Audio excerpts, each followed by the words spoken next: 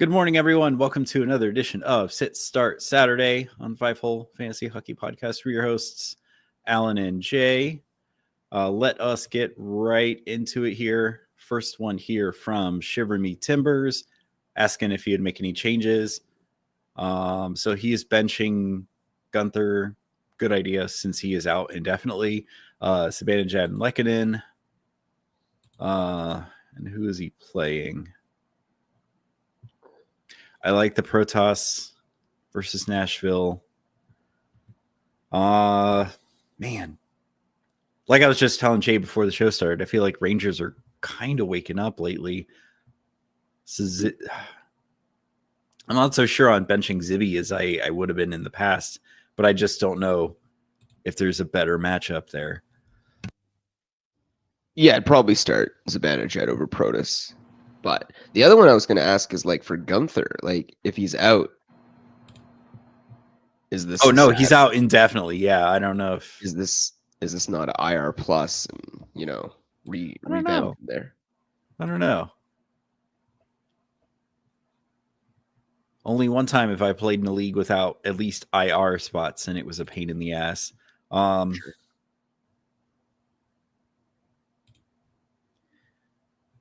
Actually, no, so I would say if there's any changes, Zibanejad, because you want to put. Well, I mean, I'm trying to remember. Like, gonna give this last few games a peruse. And I mean, with Boston losing, what is it, 6 in a row now? Yeah. I don't know if I almost want to put Lehkonen in against a tired Winnipeg team.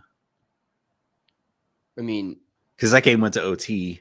At the very least, Zib's going to give you power play 2 time, right? Compared to Protoss getting 0. He's just line 1. Yeah. So I mean, he's still producing. I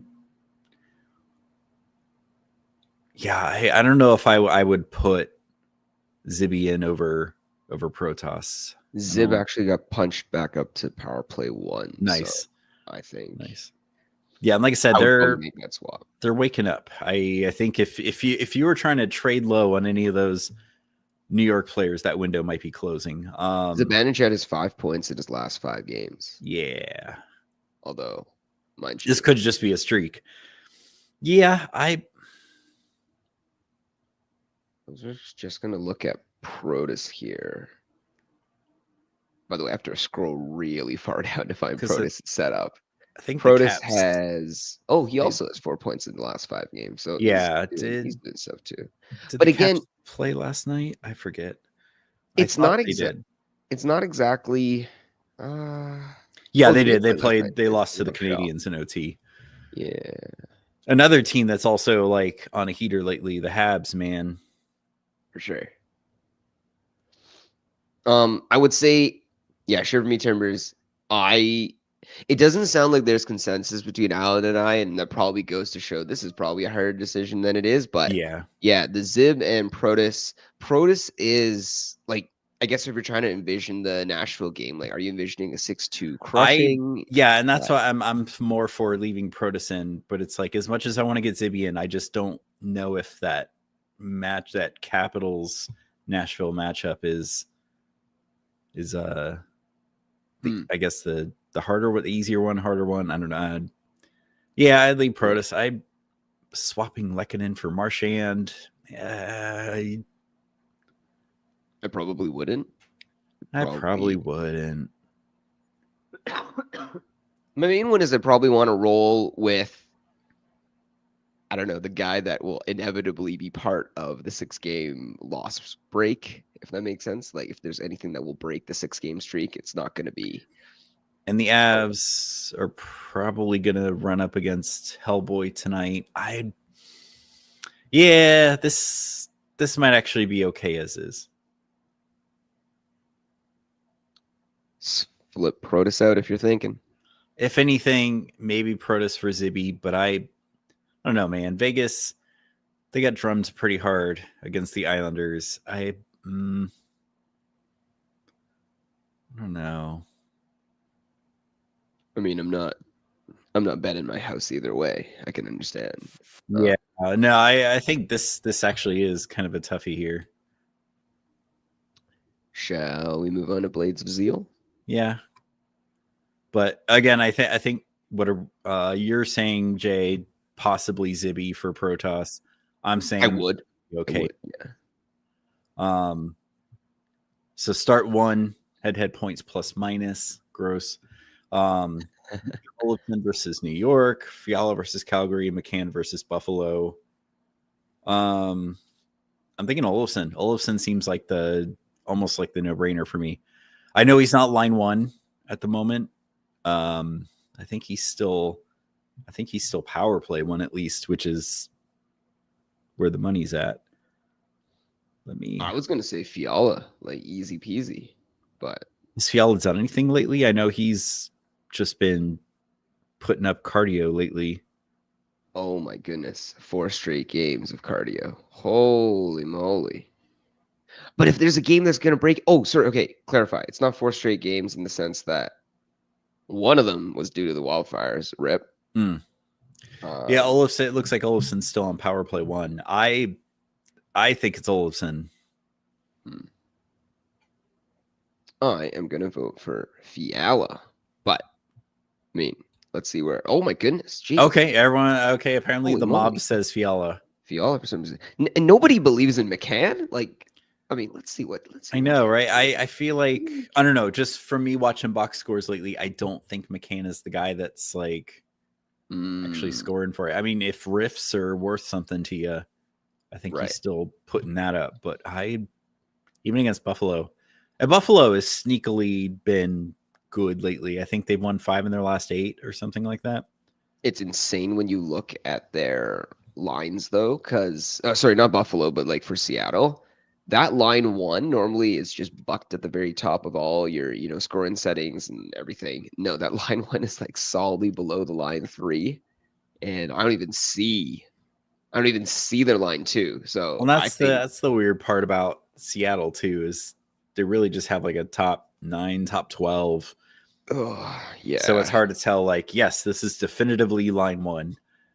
And like, even if it's definitively line 1, they don't do anything in terms of like. No, they may put up goose eggs, and it could be like the Yanni Gord line that puts up 2-3 goals for sure. And then there's also randomly Brandon Tanev hanging out there doing his own thing. So yeah, maybe the McCann one is more defensible than my surprise shock and awe is. I know, because there's another question down further that, do I play someone over McCann? And I'm like, why is McCann an option? What has he even done lately? I could be very wrong. He's not a player I keep an eye on. I hear you. I mean, it's got to be the Leafs fans and the Leafs fandom or former Leafs fandom, and then also a mix of that 40 or 39, was it? 39 goals, 40 goals that he got that year. That was like pretty surprising. I mean, he's not bad. He's trending to be about like a 60-point guy, 2 points in his last 2, 3 in his last 5. So he's not terrible. He's the best on the Seattle Kraken offensively. I know, right? That's not saying much. I mean, I don't know, really, with the addition of I'm still waiting to see what Kakko actually does for them. But I mean, they have a couple of legitimate goal scorers, in like Schwartz and Tolvanen and Bjorkstrand. Yeah, you'd think that team should be a little bit better, at least in second last in the Pacific, but right, especially if they have a decent defense core. Yeah, I can't help but feel like that team just doesn't. Maybe the scoring is a huge issue now that I say it out loud again, because I'm trying to envision like that crash that they had in the standings is directly linked to, well, Joey Daccord being out, right? Yeah. So maybe they're just too reliant on the goalie performances bailing them out. Boston, cough. Next from JKWC, Trocheck versus Vegas or Rossi versus San Jose. I'm kind of leaning Trocheck. Again, I feel like New York's kind of been waking up, and Trocheck's been part of that. Yeah. Oh, that's a hard one. Let me look at many. mini real and quick. Rossi lock for line 1, power play 1, but their defense is just decimated. Yeah, I mean, I think unless you're getting news that Kaprizov's out, like this is. Oh no, he's still out. I don't think he came he's home on the trip. He's home for the trip. Yeah, so yeah. So that top line is what? Boldy, Rossi, and Zuccarello. And Zook. Yep. And yeah, I think he's got the right it. Yeah, you got to. I think Trocheck's the right. Got to stick with right answer. Hard days night. Start any of Zetterlund, Nyes, or Bennett over McCann, DeBrusk, or Kadri. Like I was telling Jay before the show, I think you got to get Zetterlund in there. Maybe over McCann. The other one I was going to say too is that like DeBrusk is heading back into a very crowded core again, right? Like Vancouver had a little Petey's back, so that's just going to improve the situation overall. But I don't know. I mean, they played last night. They got shut out against Carolina. So they're tired. So they'll break the duck and win 5-2 against the Leafs is what you're saying, Alan? Oh, Vancouver? I don't know. Maybe. I mean, it looks like Toronto, it's confirmed they're playing Hildeby tonight. Right, which is good, for sure. It's good. But I mean, no, Toronto, again, also has kind of like, Matthews appears to be back for now, so they got their full roster. The other one is, I think the return of Petey, while good overall, like it's good for Jake because they're now on the same line, but it's bad for Jake in the sense that it demotes DeBrusk to the power play too. So there's like a pro and a con there. And I think Zetterlund, slot Zetterlund in over McCann or DeBrusk. I think benching Bennett is the right move. He is like, I believe I've seen a lot of how he's ice cold lately. The other one we were discussing was Nyes over Nyes putting him in. And I think the thing with Nyes too is like he's quite hot at the moment, but like what's his ceiling? He plays line 1 with Matthews and Marner. I don't know, whatever the ceiling was for Michael Bunting. Yeah. Didn't he put up like 50, 60 points playing next to Matthews and Marner? And then got sent down to Pittsburgh, and it was like, where did this man go? And then sent down to Carolina. I thought he signed with Carolina. Carolina trades him to Pittsburgh. Where he's actually Bunting is. If you picked him up for this week, man, you're probably sitting. That's paying dividends for you. I mean, the fact that I don't know, or I guess Alan can correct me on the exact order, probably goes to show just how relevant/irrelevant the line 1 non-Marner Matthews character is. They will feast and get. It's like the sidecar on whatever McDavid line, the Ty Ratty syndrome. 100%. Yeah, I don't know. I could see a case for Zetterlund and Nyes, but I definitely think Zetterlund might be one of the guys you really should get in, especially with Minnesota's depleted D-core. I'm not saying the Sharks will still win that game, but I feel like they'll get 1 or 2 past whoever they have playing tonight. Because I think didn't we say Minnesota has a back-to-back this weekend? So it wouldn't surprise me if they trot Fleury out tonight. Oh man. Okay. Shall we get to Laferriere's burner? All right, so we are benching Marchand, Laferriere, Toffoli, Norris. And he's playing Kachuk, Barkov. All right, yeah, definitely play the studs there. Voronkov, yeah. Boldy, yeah. Meyer, Miller. Natchez. Oh no, but Natchez. No, he doesn't play tonight. He doesn't play. Yeah. Yeah, he avoids the Saturday.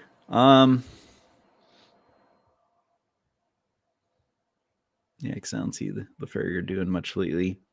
It's really only Voronkov and possibly Boldy, but yeah, probably only Voronkov, right? That gets that extra double look. And even for Voronkov, like who's he gonna feasibly swap him out for? He's on the. I mean, maybe Marchand, but again, I don't. with Boston now losing 6 in a row or whatever. Oh, yeah. I don't know. This could be the game where they come back. Who knows? I don't know if I'd consider Marchand like a stud that you always have to start. I mean, he definitely was a stud. I think it's just yeah. 30 whatever years old now is not. It's Toffoli. There's only one Crosby. You know what I mean? I guess there's also Ovi. So yeah, Toffoli's 1 in his last 4, 1 in the last 5, really. Yeah, I'm okay with benching Toffoli. Gotcha. It looks like Ekblad. Looks like Ekblad is out, so I got to go with plan B. 4 goals and an assist in his last 3 games. Oh, it really depends who's playing tonight against him in net, though, right? Like Hofer or Binnington. Binnington's getting the start today. Binnington's getting the start.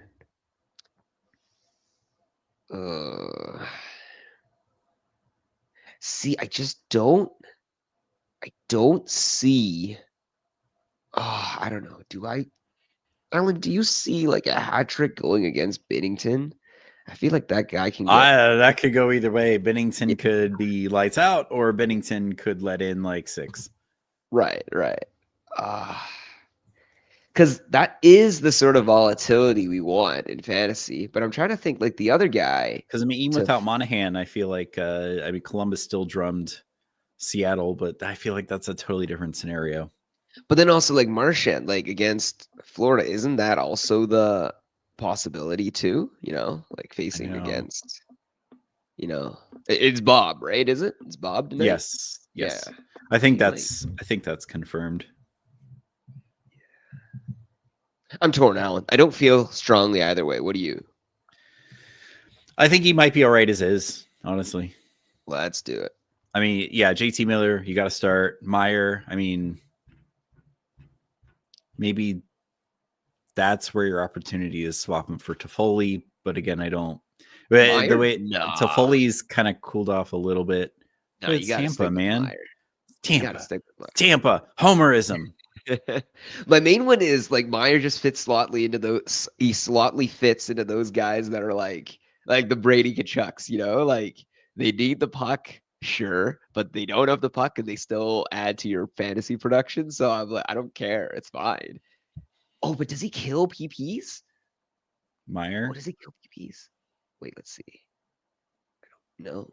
I don't remember. Obviously, that's a huge factor if he kills power plays or not. See, here we go, man. This is why I'm like not super thrilled about playing Vancouver tonight, because I'm just seeing they like Vancouver could not travel last night because of weather. So now they're trying to like rush in, get there, scramble. That's a potentially. So to me, again, that's Vancouver stonks down for today. Good to see a PD.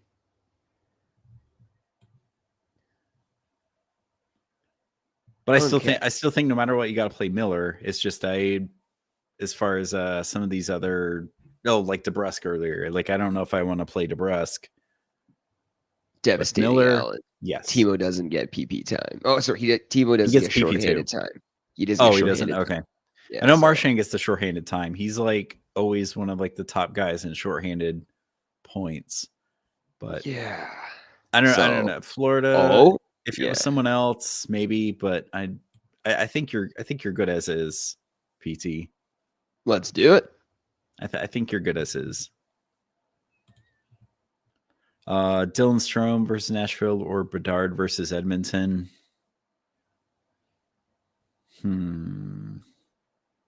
Oh yeah, PT. I guess when you're popping in the chat, we were basically just musing over whether or not you'd be replacing Voronkov with Marchand. That was basically the big gist. But yeah, you're probably good as is, honestly.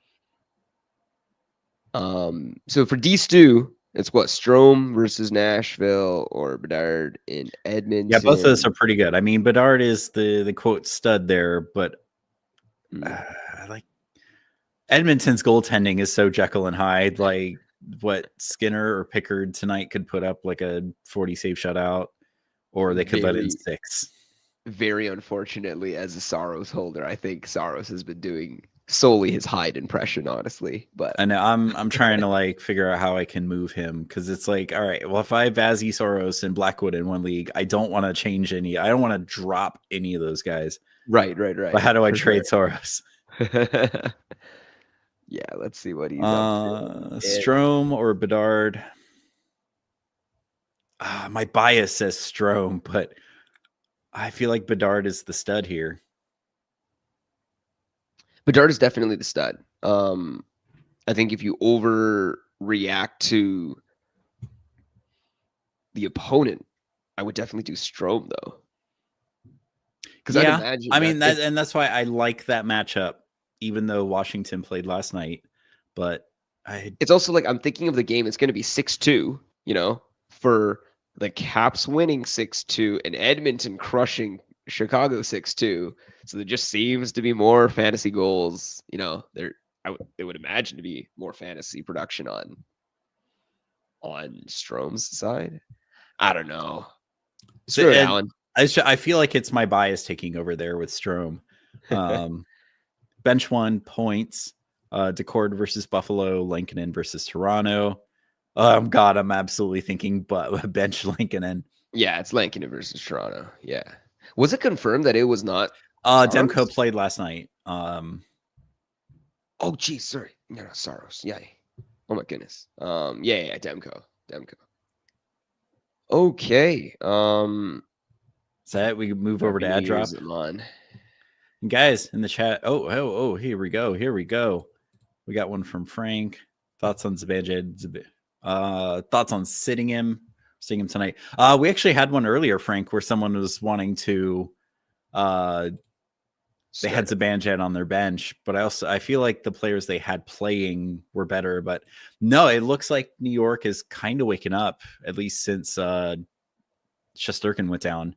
I would for and sure what'd you say, Jay? He had like Zibanejad had like what, 5 in his last 5? 5 in the last 5, yeah. So it's hopefully this is 3. Yeah, a hot streak that continues becoming more than just a streak. This will be the trend for sure.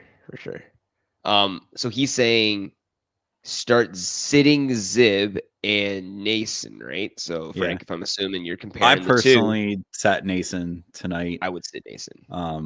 He's kind of been ice cold lately. Best rest of season? Did I just see Fiala listed in a group with second half Fiala being the meme? And I don't know, man. I kind of almost wonder if the LA Fires are kind of like a galvanizing thing for that team, and they just go on some kind of ridiculous tear. But Drouin is too paper for me, or like paper thin. It's not Drouin. It's Rust or Fiala. Rust has been very good lately. Especially since their power, like Pittsburgh's power play is kind of waking up. Yeah, I don't know. I would definitely lean Fiala, but I would lean Fiala, but it's just like if I want present and continued production, for me it's Rust. I also can't tell if it's the memes talking or if it's actually like, the solid component. Again, that's why I wish it'd be cool to do like I said, fantasy hockey Mythbusters, like investigate the things like new coach bump, second half, like Fiala type stuff. But playing Zibanejad, if it was a different opponent, I would feel better about playing Zibanejad tonight, but it's Vegas. Vegas coming off of a bad loss to the Islanders of all teams. I don't know. I guess it really depends on who you're benching. Was that a question about Nason? Like, it's a Zib or Nason type deal? I don't know. I don't know if we mean like Zib overall or thoughts, yeah, or sitting. I would be okay with sitting Nason tonight. If it's like we agree, he's been kind of ice cold lately. If it's directly Zibby or Nason, then I think it's Zibby. Yeah, play Zibby. Yeah, but if you're just saying in general, I got to see the other parts of the lineup, Frank. All right, so ad drop. Ad drop. Yesterday, I guess we could start with yesterday's. Who would you rather hold on to the next few weeks, Ben or Terry? Has Terry come back yet? No. I know he had a child. He's still day-to-day. He's still okay, so he's still out. I guess I could check if anything else changed in the last hour or so. Especially with power play, kind of. Yeah, I agree with the mob. I would kind of want Ben. Frig, I'm an ad drop right now. Which was the one? Scrolling. Scroll up a few. Actually, there may not be anything. Oh, was this the one for Ekblad for Lacombe? We can answer that one too. Ekblad for Lacombe. Yeah, I'm hoping Ekblad isn't game time decision every game for the rest of the season. I mean, I don't think next week is a great schedule for either of the teams, is it? I don't think so. I don't think neither of those teams stood out to me in the schedule. No. Oh, wait, actually, like Florida might have a slightly better one because then they have an extra game on an off night Monday. But that's right, they play Monday. But yeah, aside from that, like, are we dropping Ekblad for Lacombe? Like, are they saying what? Who would you drop? Who would you drop? Right. I mean, that's assuming you don't have an IR spot because you just like plug Ekblad in IR, like, and then kind of game. I mean, depending on your league rules, there are some people that try to legislate against it. But I was just like, yeah, why not just like pick someone up and just you're stuck with Ekblad and IR unless you drop someone if Ekblad is marked as healthy. But if you pick someone up for a week-long ad, you just stick Ekblad and IR, keep them there. It's just good. It's just good strategy, honestly. And the second one is like, remember that taco commercial, Alan, from a long time ago? ¿Por qué no los dos? Like it's a simple. You keep both of them and you roll there. But I'd rather Ekblad because when he's healthy, I assume he slots into power play one. I'll have to keep an eye on that because I mean, if they don't play him on and they just use Boquist full time, right? Boquist might be the ad. Strange. Like, I don't think Ekblad ever envisioned this being in his, like, career future. Like, what a strange 3 seasons the past NHL years have been for Aaron Ekblad. Oh, man. All right, so I'm on here. Have Stolarz on IR. Kemper and Blackwood as the other 2 goalies.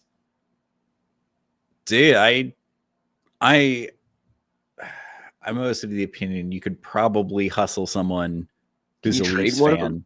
Yeah, I feel like, oh my God, I feel like Blackwood should fetch like a nice somebody dropped Svechnikov. Oof. What's Svetch's like point pace though, right? Like, isn't he only pacing for like 50 points right now? Oh. For a guy that you expect to be like 70, 80 point per game. Yeah, but what does he do everywhere else? Like this guy, 31. I don't know if I touch Kreider. I think that's part of maybe why the Rangers have been so much better lately is Kreider is finally just, oh, that's right. He can't trade. Damn. If you're set on just keeping 2 goalies, I almost want Kemper and Blackwood, Jay. I would, because LA plays like such a goalie friendly system. And odds are, I mean, Kemper and Stolarz like to get injured, so it's just really, it's like I wonder if you can time it right, where you just keep swapping them in and out as they get injured. Oh man, I definitely agree that just in terms of 1A, 1B compared to like a 1 and a 2, you're looking at a 1A, 1B compared to a 1 and a 1. Right, in terms of Kemper and Blackwood, they're just clearly 1s, and then Stolarz splits time with Wall. Right, I mean, both of them are paper, so I mean, it's paper tigers, paper tigers. Yeah. I don't think I don't think you can justify dropping Kemper or Blackwood for Stolarz, can you? I don't think so. Or even dropping Stolarz. I feel like that's what I mean. If you do, he will immediately get picked up. Like I said, no, but even if you drop Stolarz, like, wouldn't okay? Actually, there's a 12-teamer. Do you have any skaters? Like, could you run with 3? See, this is why I like running 3 goalies. Is like you just having that like, especially on busy days where it's like, oh no, one of my 3 isn't starting, but the other 2 are. Awesome. And just for off night coverage too. Sometimes I really think what you're saying, Alan, about Stolarz and Kemper just like rotating off IR is probably going to happen at some point. So I think he's good either way. But it's so hard because Blackwood has just been otherworldly since going into Colorado. If you look at any of the stats people put out there, weekly locked. Damn it, weekly so you locked. Can't. Man, they really make it hard. $200 buy-in, weekly lock. I mean, I'm trying to like scale it out here, right? So, okay, if you're going to have a league of 12, I'm assuming, let's say everyone has their 36 rostered guys, right? If everyone rosters 3. So I'm just going to go down and assume like, okay, who would be at that point your top some 30 people are going to get whatever, stuck right? with backups. So it says like really nice to have all 3 of those guys. If you're gonna go top 36, you're getting down to Georgiev. You know what I mean? Like that's how bad. Jari's 37. That's how bad it could get, right? All the way through.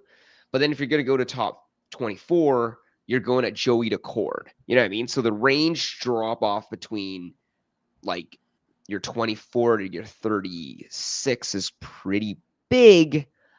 But at the same time, like Joey Daccord compared to any of your guys, is it really that incomparable? So maybe you shouldn't be so. It wouldn't be too bad. You know what I mean, Amon? What I'm saying is just if you are dropping your Stolarz, if you actually like functionally, I guess you as the owner, I as the owner, like any goalie that's on my lineup, shits out gold. You know what I mean? Like I just have rose-colored lenses toward him. But like if you objectively think just of the 3, you have 2 bona fide ones. You have this 1A, 1B guy that just came back from being injured. If you drop him, it doesn't look great or whatever, but you probably have another guy out there. If they were to pick up Stolarz, they would probably drop somebody of somewhat serviceable value if you really need it. Because funny enough, the guy right under our number 24th ranked goalie, Joey Daccord, is Wall. So there's definitely. Yeah, sorry, maybe drop Stolarz. No, I like your idea, Jay, that if someone drops, if someone goes to pick up Stolarz, they'll have to drop someone. And that could be a player better than guys like Svechnikov or Kreider. And it'll have to be some guy, you know what I mean? That is somewhat in that ballpark range. Like it'll be kind of an unsexy name, right? It'll be like a Merzlikins. It'll be like a Samsonov. It'll be like if they drop a goalie, like they could drop a skater. For sure. And that's maybe how you got guys like Svechnikov and Kreider on the wire. I would not touch Kreider at all. It sounds like he's playing through some sort of back injury. Right, holy smokes, come on. You still have Binnington? Dude, I was even going to say, like, is Binnington worth taking over, like, Kemper? You know what I mean? Like, it's one of those. No, I absolutely Kemper. Again, just LA plays such a good goalie-friendly system. But I see a world where the Blues really try to push to at least make the playoffs. I'm not married to the idea of Binnington either. I'm just saying, like, in my mind, honestly, in terms of the crease, the most important part is to get some guys with solid bulk starts, right? There's only one Helly. I guess in years past, there was only one Vazzy. You know what I mean? There's only one of those goalies that really just like crunches through and shines in the year. But for the most part, if you got Blackwood, that's that goalie this season. Yeah, but if you got that just starts, you know what I mean? Like he's gonna get you points and roll you through and help you stay competitive, and your skaters will crunch all the way through. But yeah, I'm Binnington thinking, can do that. Kemper can do that. You know, all that jazz. Well, so if he drops Stolarz, like I think we're both kind of saying, I think it's just to go to business as usual with two goalies. I don't think it's to pick another goalie up. For sure. Yeah, I would rather have Stolarz. I feel like the Leafs are just. You'd rather have Stolarz? They're winning the regular season. I would rather have Stolarz than Binnington. Oh yeah, but I mean, for his Even case, in a tandem. would you reactivate Stolarz and give up either Kemper or Blackwood? No, God no. Yeah, well, neither. Yeah. Definitely not Blackwood. No, Blackwood shouldn't even be in the equation. Yeah, I feel like giving up Stolarz because it's a tandem. I feel like Kemper will get the volume as long as he is healthy. And then if Binnington is on the wire, I feel like if Kemper goes down, you just grab someone like Binnington. It sounds like there's replaceable goalies that aren't. You're not picking up replaceable value. Yeah, you're not picking up Georgiev or someone's backup in that league. For context, I would probably even have been, as the Leafs fan, I would rather in a fantasy setting have Binnington over Stolarz. Faber, I haven't heard anything about Faber. I can't even remember like what his exact injury was. I just know he left that game. But Frank's question here, would you guys offer Reinhart for Josi? I mean, I'd say it's a solid trade. It just says Faber has an upper body injury. That's it. Let's see. Reinhart for Josi. Let's see, Josi. I remember Josi hasn't been the Josi of old. Yeah. But I still feel like that's not the worst trade. Yeah, I mean, Josi of old, a 60-point defenseman isn't the worst thing. Didn't Josi have like almost 90 points at one point, like in the crazy season? Last season, he had 85. Right. Right. The 21-22 season, he had 98 points. He's gonna need to really start scoring to get anywhere close to any of those. That team in front of him, it hurts. Yeah, for sure. I mean, it could be like some of these trades that have gone through, like Pittsburgh seems to be adding through subtraction. I don't know. Nashville could suddenly make the right trade and start killing it. But Reinhart for Josi, I'd say that's not the worst offer to make. I'm just looking though, and I'm thinking, so crazy enough now, Werenski, like, dude is just crushing it, man. Like, he and Cale Makar basically like they're doing what Josi and Makar used to do in the leagues, right? And then the other guy that was like crazy in drafts, smacking up the rankings was Dahlin, right? He's non-existent in the top 10 this year as well. So I'm just looking around for the D-men that are doing what, D-men were projected to do, basically give like there are so few scores amongst D-men that the guys that do get like that elevated price, which is why you're even considering the Reinhart thing. I don't think, dude, maybe try see if you get Reinhart for Werenski. Like, yeah, I just don't think Josi is going to give you that value for the production that Reinhart will vacate on your roster. Yeah, God, yeah, because it looks like Reinhart's pacing for like 90 points. It's gonna be hard to get, and he himself, and the difference between Foegele and Zetterlund, is insane. Yeah, and then further, it's not like you're replacing a centerman, right? You're replacing a right winger, which also with a Foegele and Zetterlund name recognition setup, you're realizing just how hard it is to get a right winger that scores a ton. I would not do it. I would not. I mean, if you really need the defenseman, like, shoot for the moon. Like, try to do like Reinhart for Werenski. Is Lohrei worth a look? So this is a good one. Amon is asking if Lohrei is worth a look of Boston. I know I've seen him on practice lines be power play 1. Doesn't Boston only have 2 games next week? Boston, were they the worst? I'm pretty sure we said that in the pod. I think Boston only has 2 games, both on the busy days. Yeah. So I would not right now. Right now is not the time to try to trial that. I forget who I was just listening to talking about this. Do you think Lindholm will bump them both when he's back? That's kind of been Boston's thing, is if McAvoy struggles, they've put Lindholm up there. So I think there's a very strong possibility if they had Lindholm right now, that's who would be on power play 1. I do think Lindholm, there's a chance that he sees some time on the top unit just to get them going. Right. I mean, that team, yeah, I don't know. Lohrei another one of those guys where I think people are dreaming of the future. Like, look at the youth, plastering through and plowing ahead, forging new dynasty. But yeah, I don't know, not now. Although, I mean, kind of crazy to think, like, he has scored, and I was like checking out. Did he score on the power play last game? I don't remember. I think he scored in that game against Tampa, but I don't think it was on the power play. Yeah, I'll check it one quick sec. Because I was like, if he scored on the power play that game, it's like maybe no, it was a regular goal. Oh, it's just a regular goal. Okay. Yeah. Okay. But it does say he was getting some PP time.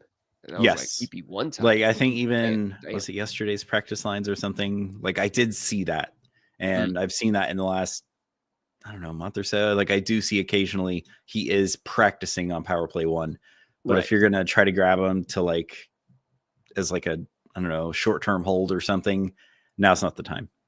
For sure. Agreed. Do we want to back into that ad drop? Kane surge for real? Possibly. I know that under McClellan, like, that whole team is shot up. I think they're also on like a 5-6 game winning streak. They have what? They've won 6, yeah, for sure. Yeah. Oh my goodness. They're still negative 16 in goal difference, even with. That wouldn't surprise me. Oh my goodness.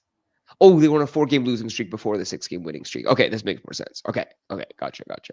It could be. I mean, I know he is well on the wrong side of 30, but I mean, he's still Patrick Kane. Like, he is elite pedigree. Greatest American player to ever skate on the ice. Oh man, just to stir up. Actually, you know what? Let's see. I mean, he's certainly, well, he's line 2, power play 1. Yeah, I mean, shooting percentage on the season's good. He gets 11 points in his last 6. That's insane. He gets the cat, right? He gets the cat and Cop. On his line. But power play 1, I think that's where he's. Right. That's where he's feasting. Oh, sure. Yeah. How many? 1, 2, 3, 4, 5, 6. So six of those points in his last 6 have been on the power play. That's, I mean, that's cool. I believe Patrick Kane could very well be a elite power play producer, but I don't know how much I trust that, like, long term. He is an absolute merchant with his power play wares. My goodness. Alan, there was one I was gonna pop into for the ad drop. So when it was Ben over Terry, it looks like the mob has already spoken. Right. Yeah. Okay, let's go to sorry. And yeah, the mob says Terry. The mob says Ben, basically. I think this doesn't. Oh yeah. Yeah, I think these games have already happened. For sure. Hey, here we go with Fowler not on power play 1. Would like to drop Fowler for RNH. I don't know. I don't think Fowler's production is so tied to the power play. I wouldn't do that to yourself, man. The RNH train is a really, really sad one. I don't know. Some weeks it really hurts me to hold him, but it's just like I feel like any given night, if he's the guy I bench, he has like a point or two.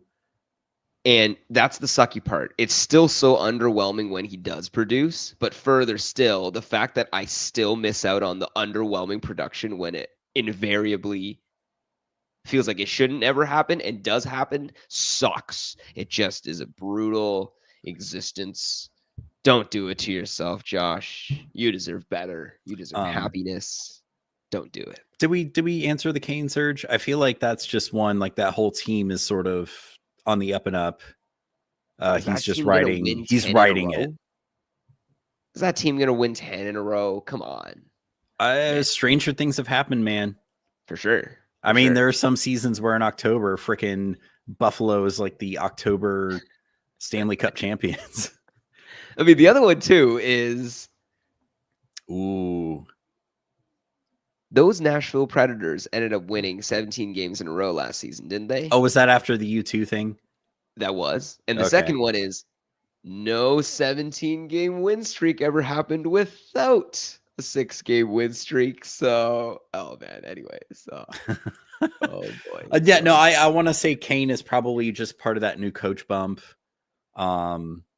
It could very well be that rising tide is lifting his boat too. It's very good, obviously, that he still has 5 points in the last 6 games, right? It's more that power play, because the power play would be the big determinant of whether or not, if that power play clicks, doesn't go cold, then obviously that production will roll on. But is he still, regardless of a power play cooling off or not cooling off, going to get 5 points in 6 games, even strength? I don't know. It's what, 36, 37? Yeah. Who the Isles play? Sorry, I was just looking at one of the questions ahead. Rank Fowler. There we go. Okay. Yeah, Frank's here. Rank Fowler, Falk, Middleton, and Montour. I want to say Montour at the top, Jay. I don't know if you agree with that. I agree with that. Yeah. Okay. I feel like Middleton's the bottom. Especially for this week with 2 games. Well, I'm just thinking in general, like, I mean, I know Middleton's going to get like a ton of minutes right now, but I feel like his deployment is the least concrete. And then I feel like Fowler and Falk are just kind of interchangeable. Yeah. The issue here is if you're just ranking them in a vacuum, Montour and Middleton, the M&Ms, are going to get way more minutes compared to the other two. The issue is that the FNFs are going to eat into each other's ceilings. So, yeah. I don't even know where many folks stand right now on that Fowler and Falk. Like, Falk is kind of like, is he not staple D2 PP2? Shit. Like, let's look at their last game. So it sounds like Montour at the top, Falk and Fowler are kind of the same, and then Middleton. Falk, because I don't even think Middleton's getting power play 1. No, like the one demon who is functional right now on that team. Yeah. And it looks like Falk has switched back to power play 1 and Fowler is now dropped to power play 2. But again, yeah, I would say the unit Falk is on is power play 1 because that's Neighbors, Holloway, Kyrou. Fowler, right. You got Sundqvist, Rob Tom, Buchnevich. Damn, those are split a little more evenly than I thought they were. I mean, like a game time.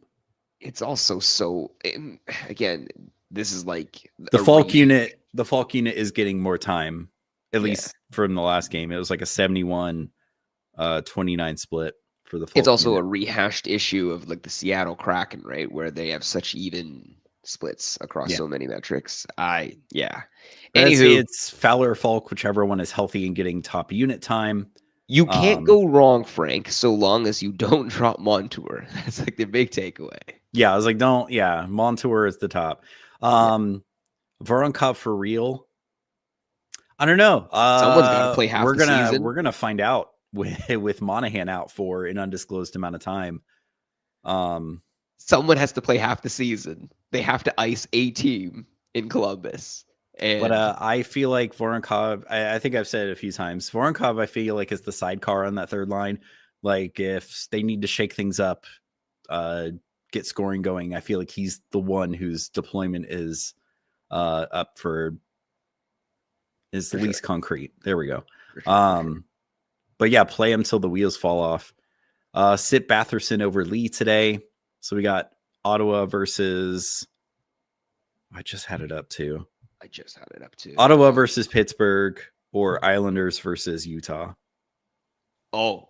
Has Batherson even done anything lately? I feel like he is kind of ice cold. Oh no. 4 straight free skates. Even with ice time reduction. Oh dear.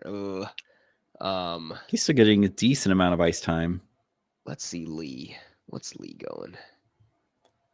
Oh wow, Lee. Wow. Lee has Otto's been cold overall. Yeah, I agree. And that sucks, man. That's a team that was supposed to take that next step, especially with Ullmark this season. Yeah, I would definitely play Lee. Lee has gone Batherson. 8 straight games without an assist. Is that like a common occurrence? He scored 6 goals in that time frame, which is insane, right? But like he doesn't pass the puck. Like, okay. Orlov or Burns rest of season.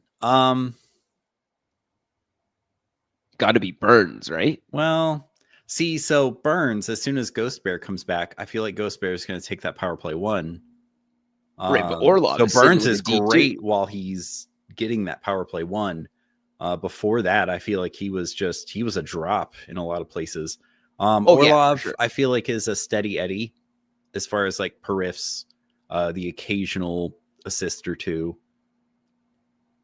I feel like Orlov has a safer floor, whereas if Burns gets that power play 1, he's the higher ceiling. For sure. And right now, I think for you, Amon, you want the higher ceiling with Burns because we don't know how long it's going to take for. Yeah, I don't think they've. I think Ghost Bear has started skating, but I don't think they've put a timeline out overall. Yeah, let me actually pull up that site that TJ sent us yesterday. See if we can find like a timeline on when they on Ghost Bear.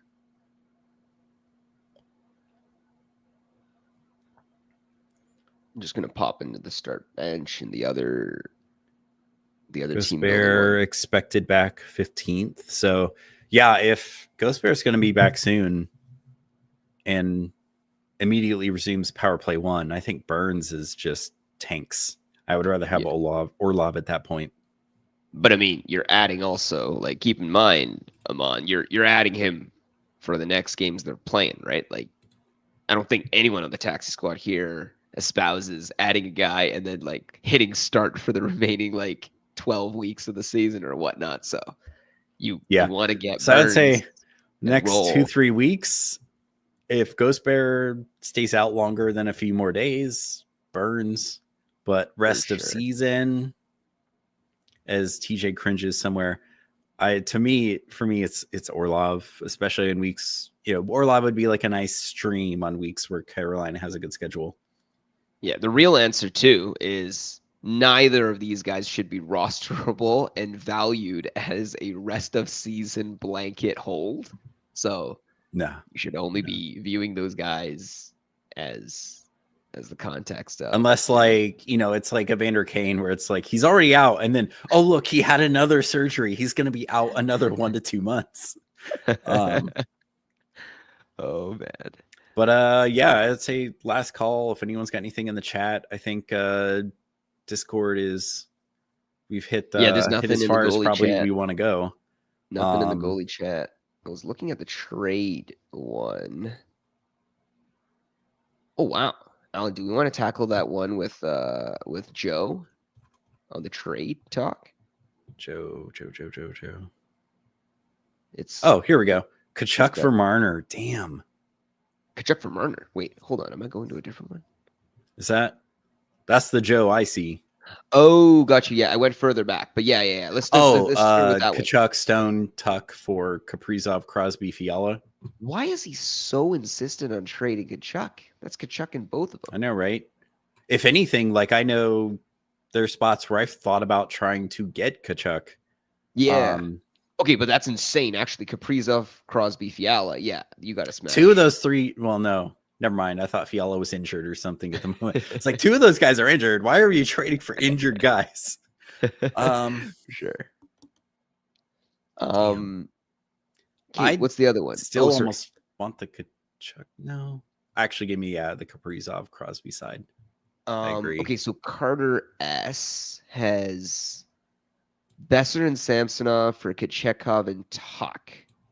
Oh, I think you stand give me on I want the Tuck side, right? Kachuk side or the Kochetkov Really? side because he's Yes. Kochetkov for sure. is, at least right now, he is the starter for Carolina.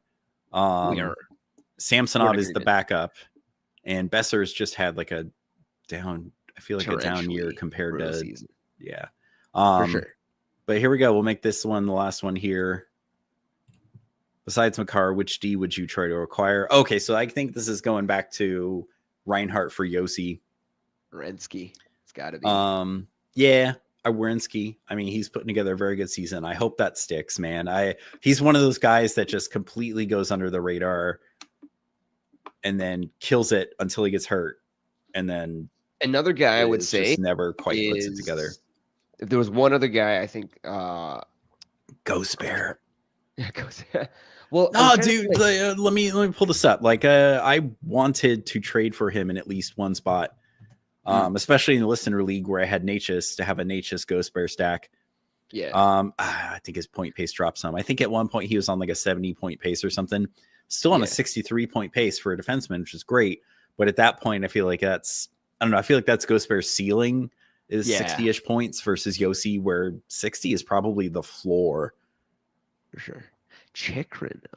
I don't know. If we're talking trading Reinhardt, I feel like Chychrun might be the budget defenseman, right? See, rather than give up Reinhardt, which is a huge right wing piece. You're not gonna you're Vorp, man. You're not gonna find a replacement player for Reinhardt. I think Chychrun might be the budget defenseman to try to shoot for. The real sucky part with Reinhardt is that I think with his level of production, he's like a top 20 guy. The only two guys that are above him are Werenski and Makar. And I would hesitate as a Werenski owner or Makar owner to trade for, a position of super scarcity for another position of scarcity. But the guy afterwards is what? Weegar? Seider? Hamilton? I think you're giving too much if you're giving up Reinhardt and only getting back Weegar or Seider or Hamilton or something of the like. Those are peripheral floor guys, right? So I really think you should target in your mindset more so. It's not bad to just have Reinhardt. If you can get him for Werenski or Makar, click the deal, get it done. If you can't, if you get Makar, Jesus. But I think it's fine to sit on Reinhardt too. There's nothing wrong with Reinhardt.